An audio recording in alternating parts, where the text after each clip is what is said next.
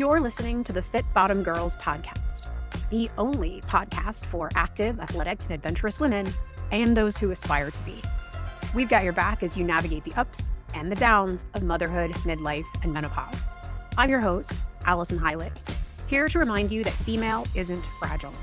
I'm a strength, conditioning, and nutrition coach who's trained hundreds of women to achieve their goals to get fit, lift heavy, go the distance, and feel like a badass in every area of their lives. Each week, you'll hear from me and some of our awesome guests as we educate and empower you during each stage of your fitness journey, whether you're already crushing it, fighting to get back out there, or starting from day one.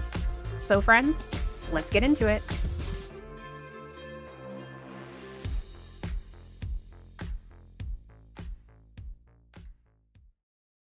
Hello, everyone, and welcome back to the Fit Bottomed Girls podcast. And you, my friends, are in for such a treat today. With me on the show is Dr. Mary Anderson, who has recently published a book called The Happy High Achiever. And oh my goodness, this book is awesome. It's truly a breath of fresh air because rather than chastising achievement seekers, Dr. A offers a simple guide to help ambitious people reduce their stress and anxiety and enjoy both their happiness and their high achievement. You'll finish this episode thinking Dr. A wrote this book for you. And she did. This book is for all of us who are anxious high achievers who struggle with being overscheduled, under pressure, plagued by crippling self-criticism, fear of failure or looking incompetent to others, unrealistic expectations, and people-pleasing tendencies. Dr. A is a licensed psychologist and a sought-after speaker with over a decade of experience helping patients become happier, healthier, and sustainably high-achieving. Dr. A earned her PhD in clinical psychology with a specialty in health psychology from the University of Florida and completed her internship and postdoctoral fellowship at the VA Boston Healthcare System with appointments at Harvard Medical School and Boston University School of Medicine. And if her effervescent, passionate personality doesn't win you over, the practical tips she shares in this episode and in her book, The Happy High Achiever, certainly will. Let's get into it. Welcome, Dr. A. Thank you so much for being here. Thank you so much, Allison. I'm so excited and honored to be here with you and your listeners today. Thank you for having me. You have written a book titled The Happy High Achiever, 8 Essentials to Overcome Anxiety, Manage Stress, Energize Yourself for Success Without Losing Your Edge. And I got to tell you, when I saw that title, I thought, this book was written for me. And I've been an unhappy high achiever for a long time.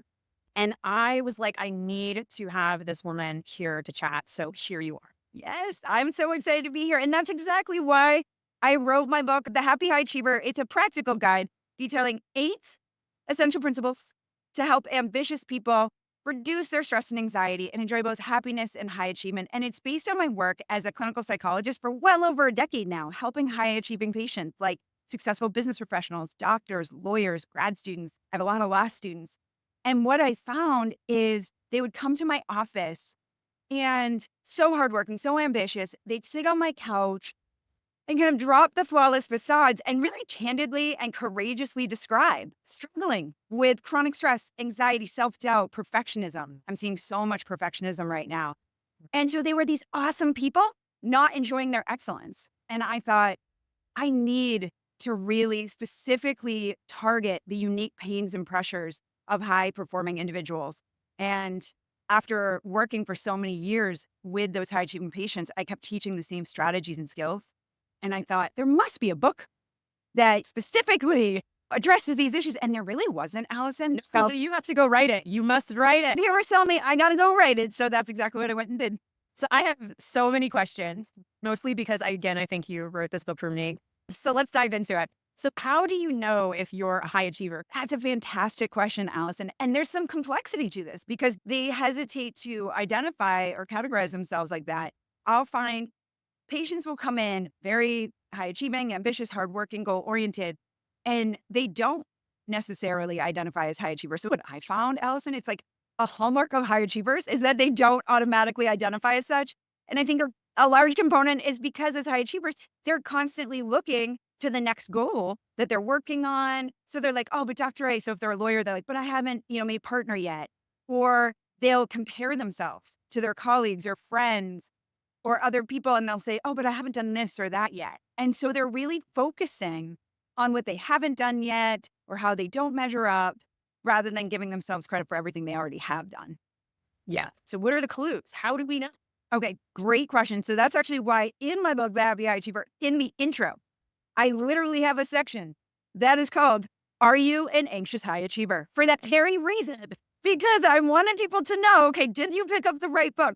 And people are like, oh my goodness, this really resonates. So I'm like, okay, find your way to the right book. So are you an anxious high achiever? Among other things, high achievers are productive, talented, goal-oriented, skilled problem solvers who love a list. And these are advantageous traits. Maybe you recognize some of them in yourself, or maybe some of these less enjoyable anxious high achiever qualities also resonate. Okay, so these are the things to look for.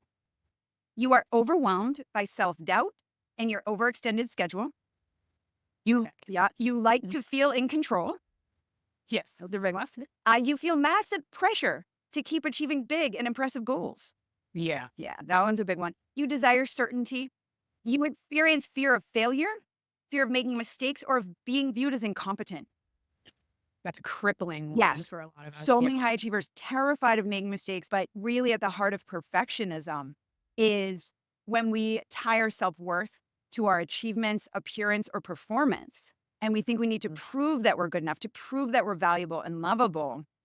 That's when we'll have chronic anxiety and worry. And so that fear of being incompetent is really often driving the perfectionism because they're so terrified of making mistakes and being not good enough. Okay, other ones, you're afraid others will find out that you're not as smart or talented as they thought you were. Ooh, I'm a fraud. Like that's the imposter in the lane. You're self-critical. This one's big. You're self-critical, often thinking about what you should have done or should do in the future. You worry about your performance and others' perceptions of your performance. Yeah. So really putting so much emphasis on what other people think about us. You like to feel special instead of like most people. You have tense muscles, hold your breath, difficulties with sleep. You have trouble saying no because of people pleasing.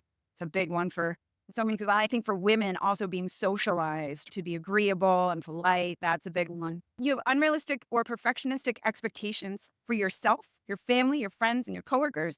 And you see asking for help as weakness or failure. And the last one is you get impatient or annoyed with things that feel unnecessarily long and prefer bite-sized nuggets of wisdom that bottom line the point quickly, like this list. So that's in the introduction of the Happy Achiever. So people really can see if it resonates like, yes, this is for me. This is the book for me. When the book came to me and I started to look through it, it was very quick. Within a couple sentences, I was like, yes, this book found its way to the right person. So high achiever anxiety. Yes. Talk to me about that. Okay. So high achiever anxiety, this I like to talk about because people will often ask me, is being ambitious bad? No, ambition is great. Drive is great. That's not the issue. What the high achiever's anxiety is that I'm seeing is there's this combination of a relentless pace. So behaviorally, constantly on to the next, not really strategically taking time to refuel and recharge. So relentless pace behaviorally. And then also chronic unhelpful self-talk. So it's really behaviors and thoughts that really are contributing to people's high achievers' anxiety. And so those are what I really target in treatment with my clients is their behaviors and their thoughts. And that's based on cognitive behavioral therapy, so CBT. It's an empirically supported treatment for anxiety and depression. And I love it because it's a two-pronged approach. It targets both behaviors and thoughts because we know that, I use a little triangle with my fingers, thoughts, feelings, and behaviors all directly impact each other.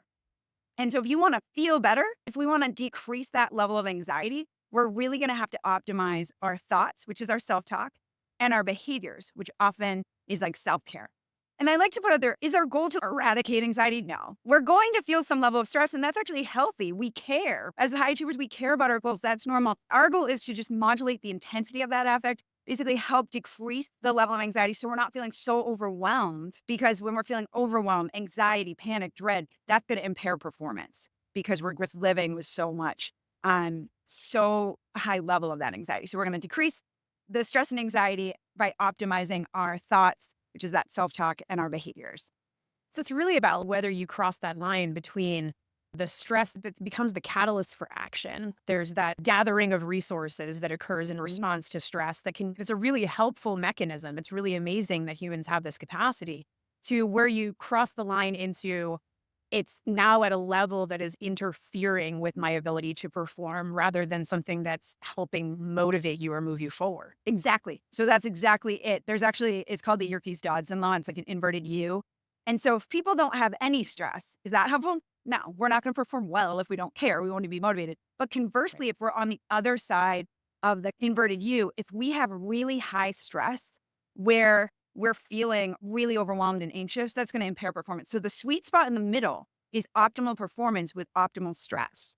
And so we need stress, but often really what it clinches on is our perception of the stressors. So if we're thinking to ourselves, like, okay, this is a challenge, but I got this, I can do this, then we're going to feel motivated and eager, like Olympians who are like, I'm excited, let's get this. And they might feel like the heart beating and the tension, and everything, but they're telling themselves, I can handle this. I trained for this. And so because that perception is, I can do this, I can handle this, it's within my ability to cope, they're going to be able to manage their stress level such that it stays in that optimal zone.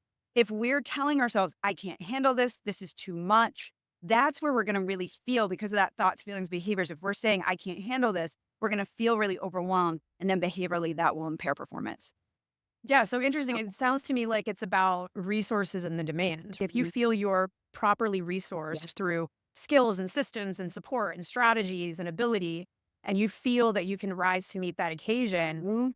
it's felt and experienced differently than if you feel you are under resourced to deal with the demand or the stressor that you're facing. Exactly, Allison. That's Cool. exactly it. So that's why self care becomes so crucial because just like you're saying, we have to be well resourced.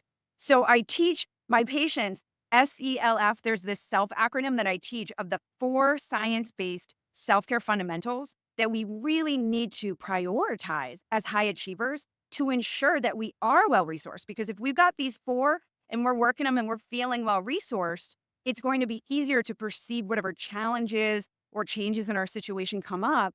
We'll think about that stressor as more manageable, and then we'll feel like it's more manageable because we're so well resourced. So S is sleep, and we're going to aim again for that 7 hours a night for adults.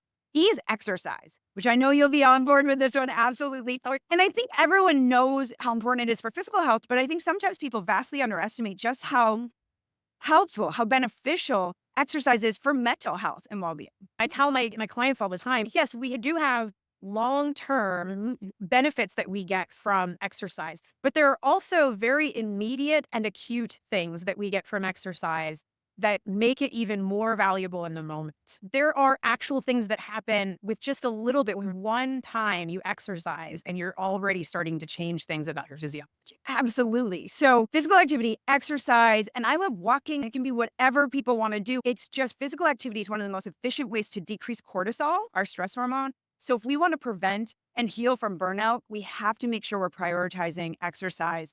Most days, 30 minutes, something like walking. And if my patients have to break it up into 3 10-minute bouts of walking, that's great. I often say keep self-care doable so you keep doing it. Yeah. So the SELF, sleep, exercise, and let's look forward. And this is one that often people don't think about prioritizing, but it's about look forward to at least one pleasant activity per week. And what we know is just having something to look forward to provides a powerful mood boost. That just the anticipation of something pleasant can really help us again with our mood and coping. So when we know we have a vacation coming up, we're not there yet, but we're just excited about it.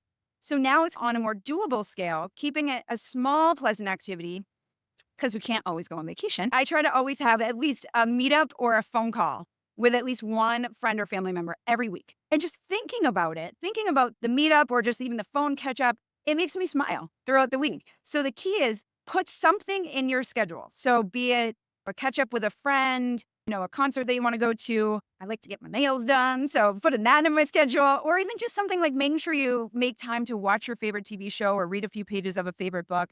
Just put that in your schedule and then remind yourself about it before that. So it's double bang for your buck. You'll enjoy the pleasant activity when you're doing it, but even just beforehand, you're getting that mood boost just from looking forward to the pleasant activity. So that's the L. So sleep, exercise, L is look forward. And then F is fuel. And I think, again, you're going to be right there with me on this one. It's about fueling your body well. So hydration, good nutrition. And that I often say that does not mean you can never eat a cookie. That's not what we're saying. It actually wouldn't be helpful to feel deprived at all. It's just about prioritizing lean protein, veggies, especially green veggies, fruits. For me, dark chocolate, I love it. So I do my 86% dark chocolate. We know that there's powerful antioxidants in dark chocolate, especially dark chocolate of 70% cocoa level or higher. And that also can help decrease cortisol levels. So it's an enjoyable way to decrease some cortisol level. Plus, you're looking forward to it. This is my chocolate for the day. Oh, I love it.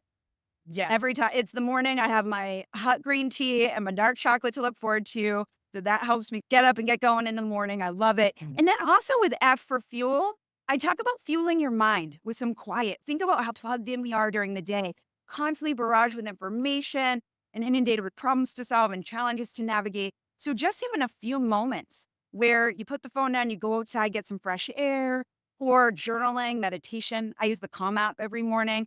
Or even for my really, really busy high achievers, I'm like, just 3 deep breaths, literally 3 deep breaths at your desk or between meetings. It can make all the difference because it calms the nervous system. So it's just literally like deep, slow inhale through the nose, and then long, slow, extended exhale out the mouth. And that long, slow, extended exhale out the mouth is really what helps calm that nervous system. I always love teaching it because it like just chills the energy. It's really amazing. People think sometimes erroneously like, oh, self-care means 2-hour-long bubble baths or like week-long meditation retreats. Like those are great if you have time for them. But like as high-achieving people with jam-packed schedules, do we usually have time for that?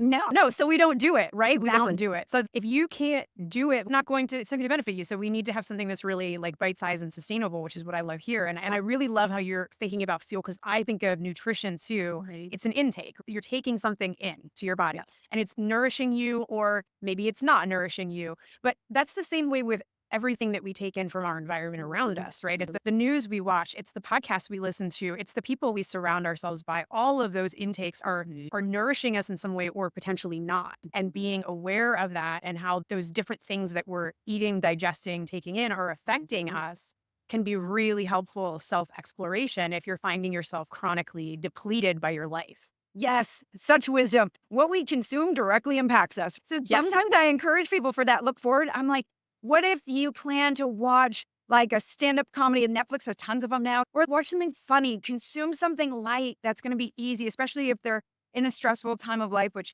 there's just so many stressors right now for people. So I'm like, plan in something light and easy, consume things that inspire you, that uplift you, that energize and encourage you. And it's not about toxic positivity. I always like to make sure I make this point. We're not avoiding. We have to, address challenges as they come up. So we're not avoiding or dismissing the hard stuff of life. I think that's really important that we honor. There are so many difficult things. I'm a health psychologist by specialty. So I help people who are navigating really challenging medical conditions, who have medical regimens of complexity that they're having to try to implement. And often, again, my patients are high achieving people who are trying to do jobs at a high level and concurrently manage medical symptoms. So we have to be real with that. I really try to always approach with that really practical, reality-based approach so that we're honoring the difficulties that people are facing every day. And then we say, okay, this is the reality. Now, how do we balance it with things that are going to help us keep moving forward in a healthy way so that we can feel and be our best? Yeah, we have conversations with my clients and working on behavior change is a really big part of what good health and fitness coaches do. And when we're digging into some of the thoughts that are coming up in these moments of resistance towards new patterns or new things, I always ask my clients, is it a true thought first? Is it true? And is it a helpful thought? Or are there other more helpful thoughts in there that we could attach to and work with? Absolutely. So I teach my clients a 3-step process. So when you're feeling anxious or overwhelmed, we're going to have you work backwards. So step 1 is, what am I telling myself? Because we don't often walk around saying, I'm telling myself, but we know how we feel. And because of that, thoughts, feelings, behaviors, direct connection between them, we can really just reverse engineer it. If you're feeling anxious, what is the thought that might be contributing to that anxiety? So if you're feeling anxious, that's your signal to step 1, ask ourselves, what am I telling myself?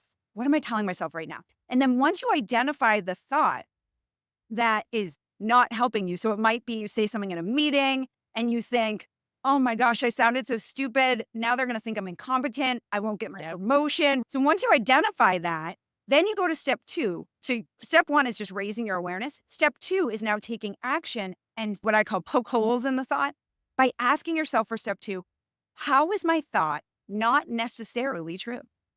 Because why do our thoughts impact our feelings? Because we believe them. We often treat our thoughts like they're facts, but they're not. They're just a thought. So we can start poking holes and saying, well, just because I misspoke at a meeting necessarily mean people are going to think I'm incompetent. Other coworkers have said something that wasn't perfectly articulate, and I didn't think they were incompetent. And my boss just told me I was doing well at my job. I don't think because I misspoke at a meeting, they're going to suddenly think I'm incompetent and not be up for the promotion. So we talk ourselves through. And then step 3 is what I call new and improved self-talk, which is just to your point. What the question is, what is a more helpful thought that I can focus on? And that helpful thought, it's got to be believable, because the Pollyanna toxic positivity, if we don't believe the thought, it's not going to move the needle on how we're feeling. So it's got to be believable, but it's got to be more helpful, because thinking like, I just sounded so stupid, they all think I'm incompetent, right? Not helpful. Helpful. So if we say something like, wow, I wish I hadn't said it that way, but it doesn't mean that they necessarily think I'm incompetent. It doesn't necessarily mean that my boss now won't consider me for a promotion. So we just balance out the thought. And that's what moves us forward. So it's really saying, what is a more helpful thought that helps, again, not totally alleviate the anxiety. We might not like that we misspoke at a meeting, but that it helps decrease that anxiety so we can move forward. Yeah. It gives us the ability to cope then, to move, like you said, to move forward. Yeah. It doesn't erase that moment, but it lowers the intensity of the emotional obstacles that might be in the way of moving forward. But I love it too, because you're starting with non-judgmental awareness and presence with what you're actually experiencing. Because speaking from experience as a high achiever, that relentless pace that you talked about in the beginning and the blinders that you put on to the way that you feel and not acknowledging your thoughts in order to just keep moving forward, keep barreling forward. And a lot of the work of reducing the anxiety for me personally was creating that non-judgmental awareness. Like, what are my thoughts? How are they contributing to how I'm feeling in this moment? And then thinking about, how is this directing my action? How is this making me moving forward more difficult? And it was like, I'm having all of these thoughts and feelings that I wasn't even paying attention to for a long time and coming out of that autopilot.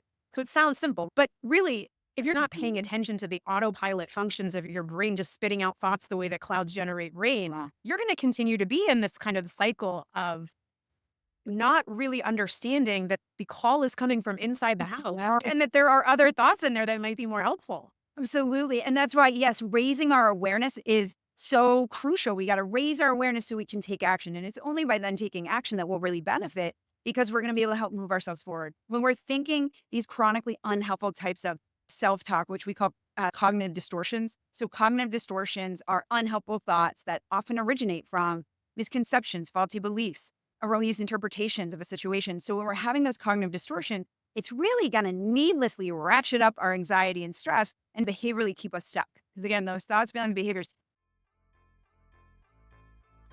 Hey, you.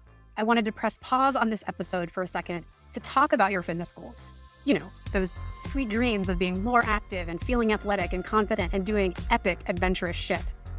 Or maybe you just feel like you're getting older, because we're all getting older. And you, like me, never want to give up on carrying all the groceries into the house in one shot, or picking up that heavy Amazon box without worrying that you're going to throw your back out. I know you're busy. You're probably listening to this episode while multitasking. Oh yeah, I'm on to you. And the biggest thing that's stopping you from getting strong and fit is knowing how to use your workout time most effectively.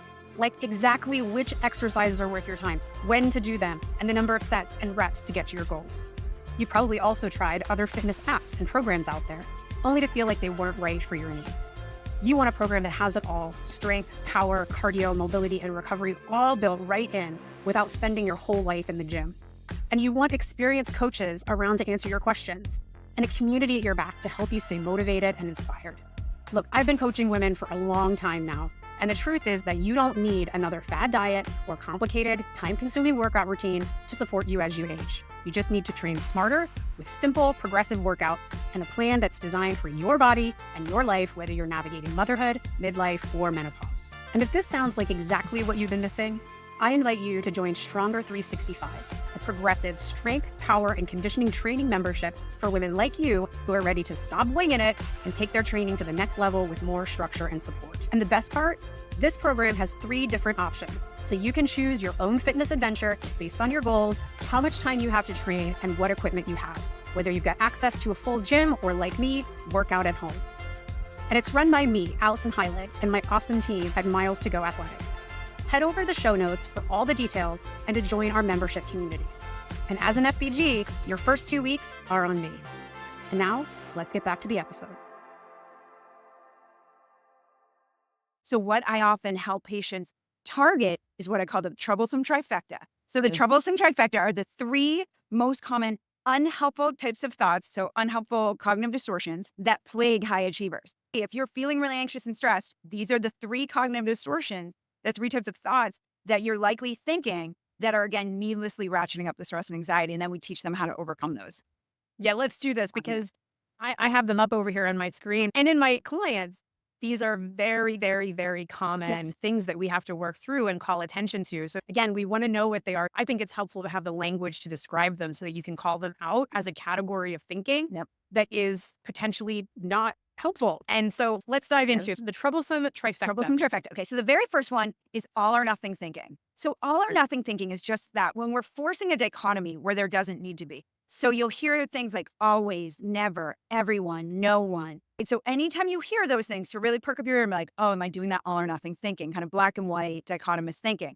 And so what I'll hear are things like, Dr. A, it has to be perfect. So there's sometimes this underlying belief, if I'm not perfect, I'm a failure. And then it'll also sound sometimes like, well, Dr. A, everyone has to be totally blown away by my project. And so just so much pressure. I call all or nothing thinking pressure cooker thinking. It feels like it just turns up the heat and puts so much pressure on us.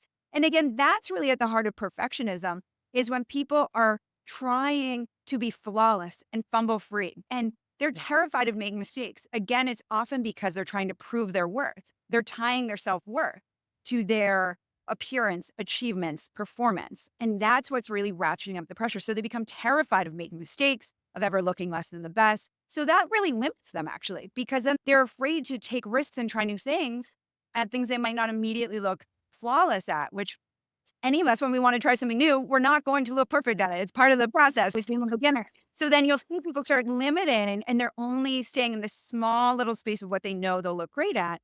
And I often say, if you make your internal worth beholden to external validation, you will live with chronic anxiety and worry.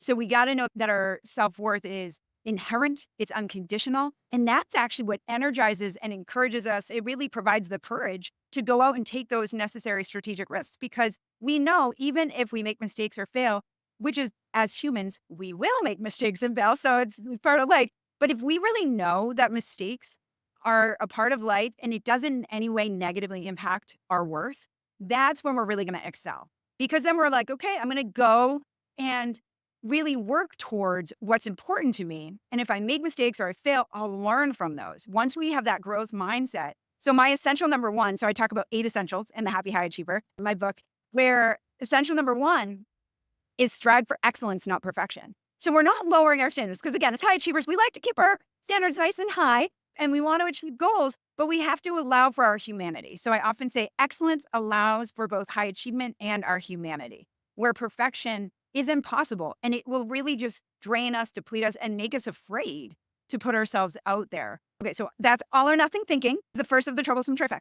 Number 2 is jumping to conclusions. And this kind of comes in 2 kind of flavors of sorts. So jumping to conclusions, the first type is negative fortune telling. And this is when we think something's not going to go well that hasn't even happened yet. So I'll hear, Dr. A, I know I'm not going to pass the exam, or I know the event's not going to go well. This isn't going to work out for me, and it hasn't happened yet. So you can think again with that thoughts, feelings, behaviors. If we're telling ourselves something isn't going to work out well, how are we going to feel? Yeah. Not good, right? And we can feel really anxious. And then behaviorally, are we going to move forward? Not usually, because it's going to usually demotivate people. If people think like, I know I'm not going to pass the exam, does that help them feel motivated and then they study? No. So that's why that's so important to catch that negative fortune telling. Or if people are going to a job interview and they're like, what if I freeze up? They're going to get so anxious. Behaviorally, they're not going to show up as their best. So I work with a lot of patients on interview anxiety, be it for a job or for grad school, different things like that. So that's jumping to conclusions, negative fortune telling. The other kind is mind reading.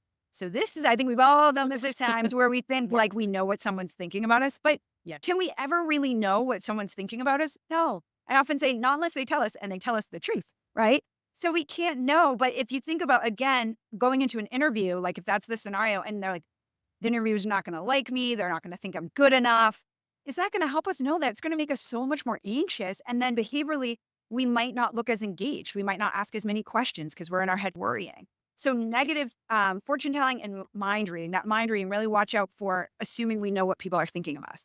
Tie that back to the first one. If you think that people think you're incompetent, you're trying to read their mind, or you're saying it's not going to work out for me, it's not going to be great, I'm not going to be amazing, and you're also dealing with all or nothing thinking, then you're going to trap yourself in this space where success is unlikely. If you think success is perfection, everybody loves me, it goes really well, and you're also then having these distortions of telling the future in a negative way and thinking that people are thinking the worst of you, then you're even further boxed in. And I can tell you from experience, even more anxiety. Yes. Because they don't live in isolation. These things are overlapping. Yes, completely. So I'm like, yes, yes, yes. Such wisdom. They also, the trifecta. So the last of the trifecta is should statements. I should be doing more. I should be able to handle all of this. Look at what they're doing. I'm so far behind, Dr. A. So the troublesome trifecta, I've seen people that Allison, like in just one fell swoop can do all three. And you're so right. There's this kind of additive effect, right? Where the more we do at the same time, it's going to make us feel even worse. So people will be like, well, Dr. A, I have to go. I have to do everything because if I don't, what will people think of me? And then, right. And so and I should be able to handle all of this. So they just spin into this spiral of anxiety because they're doing all three at the same time. So that's why I really try to raise people's awareness in a non-judgmental way. So that's something you spoke to, I think is such brilliance. It's so important when we catch these. So I often say to my patients, our goal, our mission, if we choose to accept it, is to catch and conquer these cognitive distortions. And when you do, what do I want you to do? I want you to give yourself credit. I want you to give yourself credit every time you catch this, because then you are really empowering yourself to make a different choice of what thought you're going to focus on. And that kind of goes against sometimes their instinct of, I'm doing the thing, Dr. A, I'm doing that cognitive disorder, I'm doing the all or nothing, and they'll beat themselves up. I'm like, no, this is so good you're catching it because you used to be doing it, but you didn't have awareness. Now you are. That's great. Give yourself credit because I'm trying to transform how they literally talk to themselves. There's a really easy to get into self-criticism. And so I call these look at me moments where I just have a moment where I'm like, look at me. I've called it out. I named it. That's so important. Just recognizing it and being able to do that in a non-judgmental way towards yourself, because shame is only going to spiral this further. Absolutely. So smart. Such an important message is that in the moment, it's really hard to get sometimes. So just to know that, I like to normalize that. I think that's so great. You're giving words to that, is that it's really hard in the moment. Most of the times when I'm starting with patients, absolutely, we're talking about these things after they happen. And I'll say, what moments during the week were you feeling really anxious? Okay, let's look at that. What were you telling yourself? And then we go through that process of let's poke holes and we're restructuring the thought to a more balanced thought. Absolutely. In the beginning, it's all after the situation happened. Yeah. And then to get to the point, being able to do it in the moment, it takes a lot of practice. But the good news is with practice, we can do it in the moment. But even so, people who've been practicing these skills for years, there's definitely moments where I myself will I'll catch a should, because the shoulds are a quick one because you'll hear it. And I'm like, oh. So I always, for the shoulds, I try myself to kind of decision tree it into, is this something I think would be helpful for me? Is this something I want to do? Or is this something I'm telling myself I must do for some reason? Usually more like societally informed kind of stuff. And so I don't want to say like, oh, I should go to the gym today. I like working out, so it's not usually a should for that, but I'm like, oh, I should do this today. Well, is it because I think it would be helpful? And sometimes it's actually things I want to do, but amazingly, we'll say the word should just as high achievers to get used to it. So I really encourage patients, be gentle with yourselves. And the quick one on that is, would you say it to a friend? Would you say it to a friend? So if a friend didn't catch their should or didn't catch their all or nothing or jumping to conclusions, would you be like, well, you're just not good at this. You have not conquered the cognitive distortions. You shouldn't even try. What's wrong with you? You would never say that to anyone else, but an internal monologue that high achievers can have. Be nasty. Oh my gosh, it's the coolest stuff. And I'm like, would you ever say that to anyone else? No. What would you say to a friend in this situation? And try to start there. And usually we're much more empathic. So it's that idea of self-compassion. And people sometimes think of self-compassion as this weak kind of concept, but there's so much research behind self-compassion, how it really buoys our resilience, boosts mood, and it's so helpful for us. So self-compassion is where it's at. This is not something you cure yourself from. This is how your brain functions. So I run into difficulties with these and not being able to catch them in the moment, even after years and years of practice. And this is what I do with my clients too, and behavior change side of things. When I am under-resourced, I struggle more with these issues. And this is where the spiral sometimes begins for me is the pressure is mounting in terms of the business or the responsibilities. And so what's the first thing I do? I toss my self-care out the window and I tell myself I just need to sit at my desk and buckle down and work through it. And it gets so much worse. And because it's this place now where I'm so thoroughly under resourced. I'm not sleeping as well. I'm not stopping, walking away and exercising. I'm so into the weeds and I'm anxious. I'm not hungry. I think I can't stop to eat right now. I can't stop to make a meal. And the further away from those resources I get, the more challenging it is for me to recognize or interrupt these distortions that I'm facing. And so the mental health just starts to get eroded and it doesn't get better unless I take a step back. But that's not our instinct as high achievers. We're like, no, I need to stay here at my desk and I need to figure it out. I need to work harder. And that's working against us. Yes, so brilliant. It's so important to make that connection in our head for ourselves. I call it the buy-in. We have to really buy in to self-care and really the benefit of self-care. So those moments that you notice, oh, I'm under resourced and now, wow, look at how I'm feeling. And when you get to that point in the day, sometimes you're able diminishing returns. Or if you're like still sitting at your desk, it's just not actually being helped away. Just walk away. Just walk away. And so that's the thing I talk to people about, and it's in my book, The Happy High Achiever. It's self-talk pivots, like how to transform your self-talk about self-care and investing. I call it invest in the ultimate currency, your energy. When we really know that we have to protect our energy, when we know how important that is for sustainable happiness and high achievement, and really to be our best, I often say short-term high performance and long-term sustainable. So it's both short-term and long-term success is going to be if we're really energized, really well resourced. So when we can buy in and we're sitting at our desk and we're like thinking, I have to just stay here. And I'll hear from patients like, I can't take a break, doctor, right? This has to be perfect. I have to get this into my boss and he has to love it. Really knowing that if you actually want things to turn out the best they can, to boost mood, creativity, productivity, getting out into nature, go for a walk, even if it's 10, 15 minutes, it doesn't need to be an hour. And that's something I see, again, how they all interrelate, the troublesome trifecta. They'll be like, I should be, my law students, I should be studying every second. Or people working on presentations by entrepreneurs who are so driven, which is amazing. But if they're thinking, I should be at my desk this whole day, helping them understand that actually taking a break and honoring just that 10 minutes. So it's that the shoulds and then the all or nothing, because they'll be like, well, I can't go for an hour-long walk because they think it has to be this big thing. When I'll say, really, just a 10-minute walk, 10, 15 minutes, whatever you can do does matter. It does count. It does make a difference. So really buying in that like going for a little walk is going to give you a mood boost and it's going to re-energize you. And maybe it does mean stopping and getting some water. We know if people are dehydrated, it can really negatively impact cognitive performance. So grab some water, grab an energizing snack, healthy, but that you like the taste of, because we can find things for ourselves that are both, right? So it's really fueling ourselves forward. So it's paradoxical though to like high achievers to think, so I have to pause, or they'll say I have to stop to move forward. And I'll say it's a strategic pause. So it's not paralysis. We don't want to conflate a pause with paralysis or acquiescing to stagnation and mediocrity. That's not what we're talking about. We're striving for excellence. We have to pause to refuel along the way to actually keep moving forward. So if someone's really exhausted, I'll be like, when's the last time you watched like your favorite Netflix episode or like just did something easy? And I'll be like, just as an experiment, just take that 30 minutes and watch what you want or do something that you want and then see what happens to your energy level. And go, oh my gosh. So when I actually don't just relentlessly press on the gas, like high achievers, we're good at pressing on the gas. Oh yeah. But even when there's no gas in the tank, we're still pushing on the pedal. You want it. So that's the thing. Pedal down, but we got to pump the brake. And like we have to fuel up. I would say we can't win the Grand Prix on no fuel. So that's why that SCLF, it really grounds people in those really science-based self-care fundamentals. Yeah. So it keeps it doable. And I often say to people, so keep self-care doable. So you keep doing it.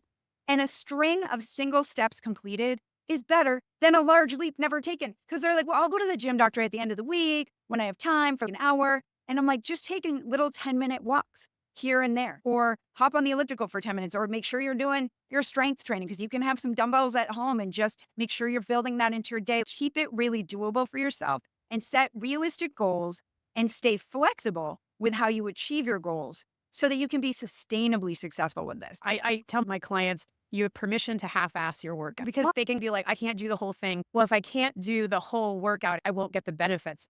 That's not true at all. It's only 10 minutes and I can still be successful. I can still potentially get the benefits from this. it's a game changer because you get in there and it's like the good brain chemicals just start to go. And that makes everything easier. And I'm just so grateful for my two dogs who always seem to have this sense when it's time to take the human outside and for a few minutes, because having them like prodding me to go outside and this is like big advertisement for go rescue a dog, from your local shelter or rescue organization. But having them here reminding me to go outside periodically has been a huge game changer. As a high achiever who would not step away from the computer, it's just been super helpful to just 10 minutes around the block so my dogs can go to the bathroom and come back. I come back as a different person. Yes. Isn't it amazing? It's so amazing just getting outside. So yes, I'm like, yes, rescue dog. And have that just so there's so much joy to dogs too, which I love. So it's just awesome. And for stress management, it's amazing to just cuddle with pets. So to be able to take your dogs out, get that benefit of going for a walk. And there was some great research. I put it in my book, in Happy High Achiever. I talk about, it was a study out of Stanford that showed that just by walking, it increased creative output by an average of 60%. That's amazing, right? I do all my best work on my long morning walk with my dogs. I have my phone and I'm like typing notes and I come back and I sit at my desk with such clarity. Yeah, it absolutely. And so that's Wild. why when, my clients are like, oh, I have this project I'm working on, this presentation, or I'm working with writers, especially people are writing books. I'm like, go out for walks. If it can't be outside, that's totally fine. If like weather is going on, just be inside on a treadmill or even just walking around your home, but just get that movement. If it can be outside, that's amazing. It's just that physical movement. It can just provide such clarity, creativity boost. It's awesome. Yeah. Don't sit there and stare at the blank screen. Go outside. Yeah. Walk away. Right. Just because these are practical kinds of strategies that people can implement even within their busy daily lives. They're like, okay, I can do a 10-minute walk outside. That really counts, doctor. Because again, we got that all or nothing kind of bias going on in the cognitive distortion. And I'll say, yes, it really, just go. And I'll say, just go and try and see how you feel, right? So just like you said, notice how you're thinking, your concentration level, your energy level. You'll notice it. That's Yeah. the best And I part. think, so if we don't rein these things in, if we are just letting them run amok, this to me led to chronic burnout. And I think there's a part of me that always thought it was the environment. If I just get out of this environment, I will have this again. And so I see this with coaching clients where they believe that if they leave their current job and start over, but really what it's about is that they haven't addressed the thought patterns and the lack of boundaries and the people pleasing and the all or nothing stuff that is churning under the surface. So they end up in this period of like, wherever they go, the burnout seems to inevitably catch up to them eventually. Yeah. For people who are always striving, the high achievers, it just feels like you're trapped. So is there hope? Is there hope for people who are chasing achievement, who are ambitious? Is there hope for us to not perpetually be exhausted and burned out? Yes, absolutely. I'm so glad you asked this, Allison. Absolutely. There's definitely hope. There are absolutely things that we can do that really empower ourselves. And we possess the power and capacity to be the best versions of ourselves. We do. So if we know what to focus on, we can help ourselves. So to your point, absolutely. If you are changing jobs, but you're still bringing with you those cognitive distortions, all or nothing thinking, the jumping to conclusions, the should statements, and then behaviorally, you're not putting in any time for self-care, you're going to just burn out likely at the next job. Sometimes the expectations of certain jobs have a relentless pace. So sometimes changing jobs can be helpful. But again, we really have the power within ourselves to say, how am I thinking about things? And what self-care am I ensuring that I prioritize? So absolutely, there's hope. And by really focusing on that SELF, sleep, exercise, look forward and fuel, making sure on the daily that we're trying to honor that and not perfectly. We don't have to, I always put this in there for my high achievers. You don't have to do the SELF perfectly. It's just really trying to stay aware and prioritize, take action to make sure you're getting that 7 hours of sleep, putting in exercise. If it didn't happen today, how can we strategically build it in tomorrow? Or is there anything that you can do today? If you are watching TV, just stand up and walk in place, like literally make it doable. Making sure they have things to look forward to and fueling themselves well, which sometimes just means making sure they have groceries in their house. I get very practical. I'm like, have you gone to the grocery store? I know how busy you are. Can you have a delivery? So you have the fruits and veggies, almonds, protein bars, whatever you need. Convenient makes it doable. So keep self-care convenient to keep it doable, and then really keep working on how we're thinking about things. And that's, again, a daily practice in staying kind with ourselves as we catch these cognitive distortions, giving ourselves credit, helping us shift ourselves to more balanced thinking that will keep us energized and moving forward. So absolutely, there's hope. We can conquer the cognitive distortions of the troublesome trifecta. We can implement self-care. We can do, and I didn't even talk about one of my favorite things is gratitude. We can practice gratitude in doable ways. We know from so much research, gratitude has just myriad benefits in terms of physical and mental health, and keep that doable. It's literally just remembering to say thank you to people. It's texting a friend and saying, hey, I really appreciate it when you did that for me. For me, I keep a gratitude journal at night. So I write down 5 things that happened that day that were meaningful, good, or valuable, that were specific to that day. And it just helps me really recalibrate my thinking. It helps me strategically focus on the meaningful, good, valuable things in my life. And again, that's not to avoid or dismiss hard stuff, but it's just really strategically saying, especially right before bed, this is what I want to make sure that I honor. These things happen today, and I'm going to stay grateful about those. And it really, what we know is that being grateful helps us feel happier. And then we know from abundant research that happiness then fuels success. When we are happier, we're more productive, we collaborate better, more creative. And I try to help my clients understand that gratitude leads to happiness, leads to success. And oftentimes in life, we're socialized to think that if we're successful, then we'll be happy and then we'll be grateful, but that's entirely back the way around. You got it. No, you're very much hope, and we can do things, we can keep it doable and optimize how we're thinking, and we can optimize our behaviors. And that's what's going to help us be sustainably happy and high achieving. Yeah. Yeah. When you come up with this list of things that are really simple that you can do, it's 5 minutes or less, and have a menu available to you so that you're not trying to find your way out of the closet in the dark. There's something there for you that's just a reminder of these are things, like you said, 3 breaths, extended exhalation. So there's lots of really little ways. Have them right there in front of you and just have these tools in your tool belt rather than trying to figure it out as you go, which can be so difficult. So you've given us so many of those today, which is so amazing. So thank you so much for coming here and for sharing your experience. This has been so helpful and so fun. Oh, well, first, just thank you, Allison, for having me here today. This has been so much fun. Just a fantastic conversation. And I just want to tell everyone out there, you can do this. You can take care of yourself and be high achieving. There really is a way to do it, and be kind to yourselves. I just hope people take really, really good care of themselves. They deserve it. Yeah. So obviously people can and should pick up your book, The Happy High Achiever. People can also find you on your website, Instagram, Facebook, and LinkedIn. And we will link to all of those in the show notes so people can find you easily.